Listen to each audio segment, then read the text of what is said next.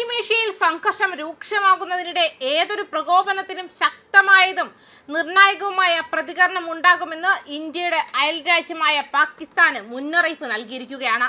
Iran യുദ്ധവുമായി ബന്ധപ്പെട്ട ആഗോള സംഘർഷങ്ങൾക്കിടയിൽ ഏതൊരു ദുരന്തത്തിനും ശക്തമായ പ്രതികരണം നേരിടേണ്ടി വരുമെന്ന് പ്രതിരോധ മന്ത്രി രാജ്നാഥ് സിംഗ് വ്യാഴാഴ്ച ഇസ്ലാമാബാദിന് കർശന മുന്നറിയിപ്പ് നൽകിയിട്ടുണ്ട്.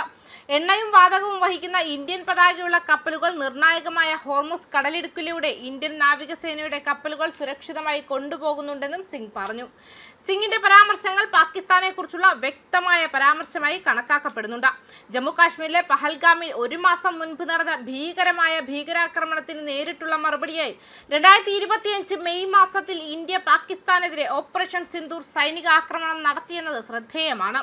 2025 ഭീകരമായ പഹൽഗാം ആക്രമണത്തിന്റെയും ഇന്ത്യയുടെ ഓപ്പറേഷൻ സിന്ദൂറിന്റെയും ഒന്നാം വാർഷികത്തിന് ദിവസങ്ങൾക്ക് മുൻപാണ് മുന്നറിയിപ്പ് വരുന്നത് എന്നത് ശ്രദ്ധേയമാണ്.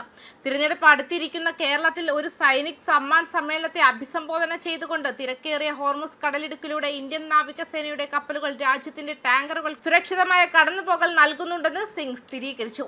ഓപ്പറേഷൻ സിന്ദൂറിനെ അനുസ്മരിച്ചുകൊണ്ട് മന്ത്രി പറഞ്ഞു, പഹൽഗാമിലെ ഭീകരാക്രമണത്തിന് ശേഷം ഓപ്പറേഷൻ സിന്ദൂർ എന്ന പേരിൽ വെറും 22 മിനിറ്റിനുള്ളിൽ ഇന്ത്യൻ സൈന്യം പാകിസ്ഥാന് മുട്ടുകുത്തിച്ചു.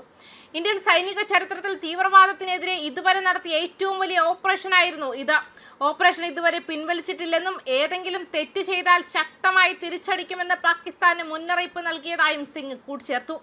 പശ്ചിമേഷ്യൻ പ്രതിസന്ധിയെക്കുറിച്ച് സംസാരിച്ച പ്രതിരോധ മന്ത്രി മിഡിൽ ഈസ്റ്റിലെ നിലവിലുള്ള സാഹചര്യം കൈകാര്യം ചെയ്യാൻ സർക്കാർ പൂർണ്ണമായും സജ്ജമാണെന്ന് പറഞ്ഞു. രാജ്യത്തെ പെട്രോളിനോ ഡീസലിനോ ഒരു ക്ഷാമവുമില്ലെന്നും അദ്ദേഹം പൊതുജനങ്ങൾക്ക് ഉറപ്പു നൽകുകയും ചെയ്തിട്ടുണ്ട്. മേഖല നിരീക്ഷിക്കുന്നതിലും അവിടെയുള്ളവരുടെ സുരക്ഷ ഉറപ്പാക്കുന്നതിലും ഇന്ത്യൻ നാവികസേന സജീവമായി ഏർപ്പെട്ടിരിക്കുന്നുണ്ടെന്നും സ്ഥിരീകരിച്ചു. മിഡിൽ ഈസ്റ്റിൽ നിലവിലുള്ള പ്രതിസന്ധി കൈകാര്യം ചെയ്യാൻ ഞങ്ങൾ പൂർണ്ണമായും തയ്യാറാണ്. ചിലർ നുണകൾ പ്രചരിപ്പിക്കുകയും ആശയക്കുഴപ്പം സൃഷ്ടിക്കുകയും ചെയ്യുന്നു.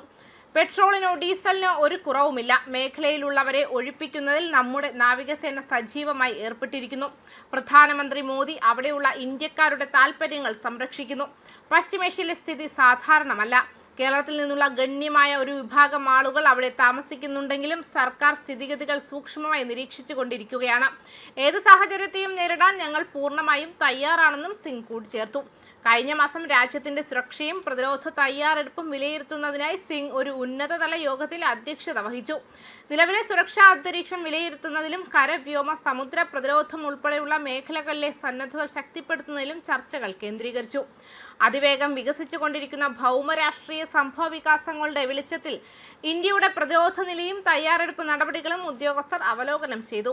പശ്ചിമേഷ്യയിൽ വർദ്ധിച്ചുവരുന്ന സംഘർഷത്തിൽ നിന്നും ഉണ്ടാകുന്ന സാധ്യതയുള്ള അപകട സാധ്യതകൾക്കുള്ള തന്ത്രപരമായ പ്രതികരണങ്ങളും യോഗം പരിശോധിക്കുകയും ചെയ്തു.